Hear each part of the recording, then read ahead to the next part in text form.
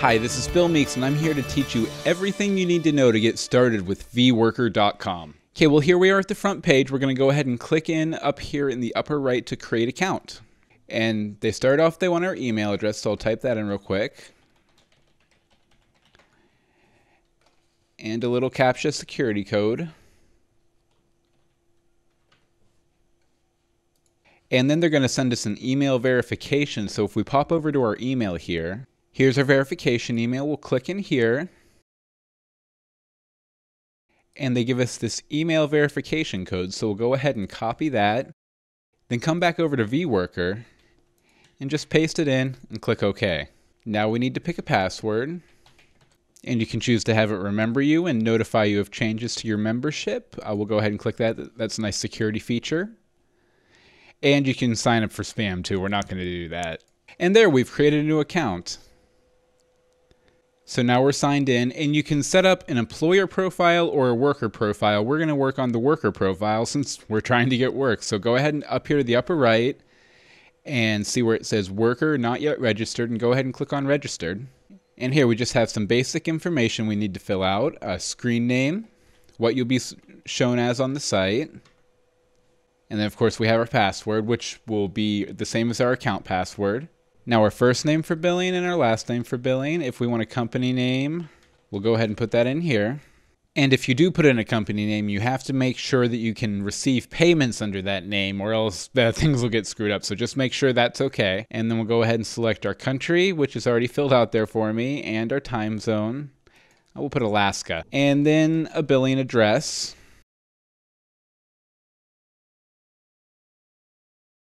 Billing phone number, and an alternate phone number and a fax number if you have those, or you want to put them in.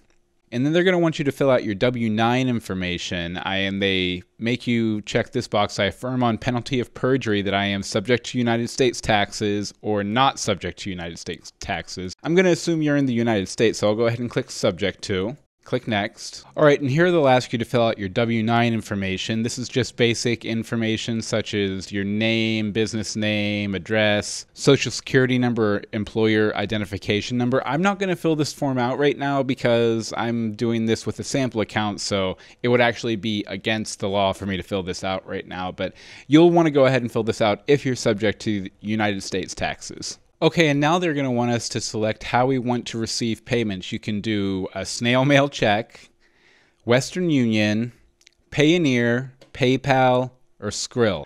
I'm going to go ahead and choose snail mail check for now, but if you choose one of these other options, you'll have to put in your user information, etc. for those. So we'll go ahead and click next. Okay, now we're on to the alerts and privacy settings. You're going to want to go ahead and review these each individually. You'll definitely want to be notified when an employer responds to your bid. Notify me of the newest projects daily is something you can check if you want to. It can get kind of spammy though, especially if you're embroiled in a couple big projects. You don't want to be getting 10 emails every day about new projects. You'll probably want to be notified if you lose a project you've bid on or the employer cancels it. This option, receive matchmaker invitations. They have a system that'll match you up with jobs or employers that fit well with your skill set or previous projects you've worked on. You can choose to select that or not, but I would highly recommend doing it.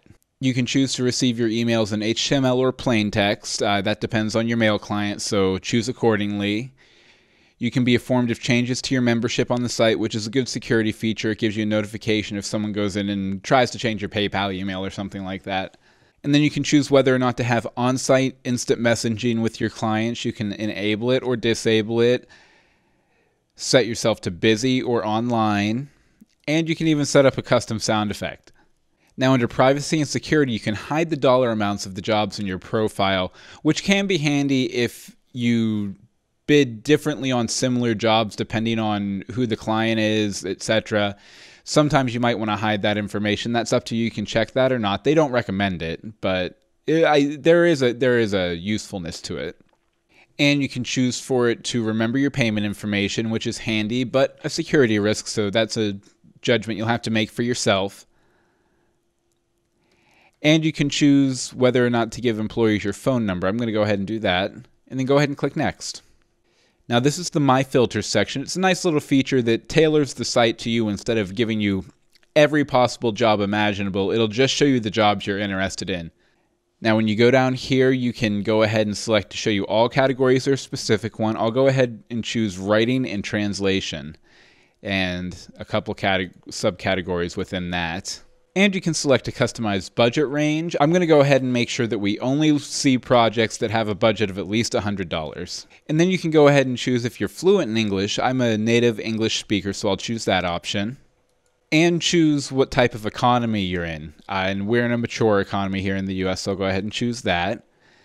And there, that'll set up our filters for us. And then we go ahead up top here or back on the bottom and click Next. Now here's where we can put in our resume. You can choose your worker title. I'm going to go ahead and choose writer. And then we can go ahead and cut and paste our resume in here from our main resume, which I'll go ahead and open up over here. Now they do ask that you don't put any personal information in here, such as a contact name, address, phone number, email address, etc. So we'll go ahead and honor that. And here in the top box, we'll go ahead and put our main resume. And then in the second box, we'll put our list of skills. We can go ahead and choose a custom profile photo, so we've done that from our computer. And then we can put in a custom bid signature, which will be placed on all of your bids so you don't have to sign every time. It's basically like a SIG in an email client. Okay, so we're done with the resume. We'll go ahead and click Next. And now we can go ahead and start setting up our portfolio. We'll put in a few items here so clients can look at them when they're deciding to pick us for a job or deciding to invite us to a job. So we'll go ahead and click Add New Item right here. And we're going to choose a document and put in a title, and put in a descriptive title. You'll have to point to a URL offsite. They don't have internal storage for your portfolio. So you'll want to go ahead and put that URL here. And then we'll put in a brief description of what the portfolio item is. And you can also choose to highlight that item. And then click Update to make sure it shows up there okay. So everything looks good. If you click on the file, it'll take you to the URL you put in, which is nice. And since we have our portfolio done, we'll go ahead and click Next. And we're done with our profile. Now let's go in and find a job to bid on. So go ahead and click on Get Paid for Work up here. And right here, I found a nice job to bid on. So now we'll take a look right here. And we have basically who it was posted by, their rating, when the project was approved by vWorker to be posted, payment structure, the max bid they will accept, and then you come down through here, it'll tell you what type of project it is. This is an outsourcing project. It'll give you vWorker's terms and conditions for this type of project, which basically says, you know, you can't plagiarize, things like that. And then the client's actual description for the project. Now this fits within my skill set, so that's good.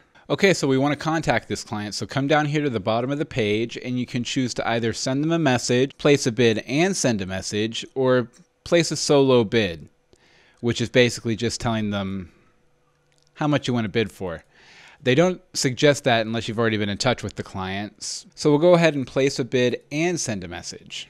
Okay, so we'll go ahead and bid $125 on this project. And you can go ahead and set it to round to the nearest dollar for the employer if they're working with a different currency, or the nearest $5 or $10. We'll go ahead and choose $5. Versus other sites, that bid amount is the bid you get. They go ahead and when you place the bid, they show the amount that you bid plus the fees instead of subtracting the fees from the amount you bid. So the employer will see $150 instead of $125 because the fees are added in.